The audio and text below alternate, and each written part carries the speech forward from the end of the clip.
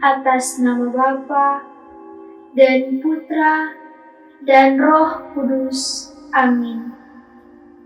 Inilah Injil Tuhan kita Yesus Kristus menurut Lukas. Dimuliakanlah Tuhan. Ketika Yesus mengangkat mukanya, ia melihat orang-orang kaya memasukkan persembahan mereka ke dalam peti persembahan. Ia melihat juga seorang janda miskin memasukkan 2 peser ke dalam peti itu. Lalu ia berkata, "Aku berkata kepadamu, sesungguhnya janda miskin ini memberikan lebih banyak daripada semua orang itu. Sebab mereka semua memberi persembahannya dari kelimpahannya.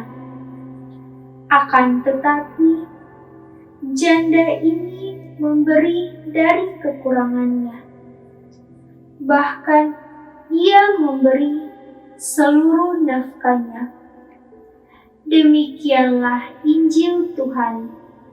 Terpujilah Kristus. Berbahagialah orang yang mendengarkan sabda Tuhan dan tekun melaksanakannya. Tanamkanlah sabdamu ya Tuhan dalam hati kami. Amin. Atas nama Bapa dan Putra dan Roh Kudus. Amin. Puji Tuhan, salam damai Kristus untuk kita sekalian. Kalian pasti pernah mendengar istilah, dengan memberi, kamu tidak akan jatuh miskin, malah kamu akan semakin kaya. Ataupun istilah berbagilah ilmu, karena kamu akan semakin pintar. Namun, pernahkah kamu bertanya, mengapa dengan memberi apa yang kita miliki, kita malah akan menerima hal yang lebih besar?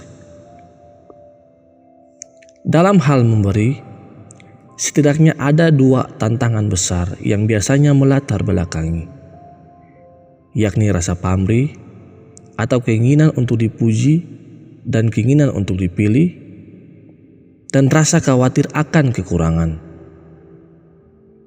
Bacaan Injil hari ini nampaknya ingin mengingatkan kita kembali untuk dapat memberi secara tulus dan secara total, walaupun dalam kondisi yang rasanya tidak memungkinkan sekalipun.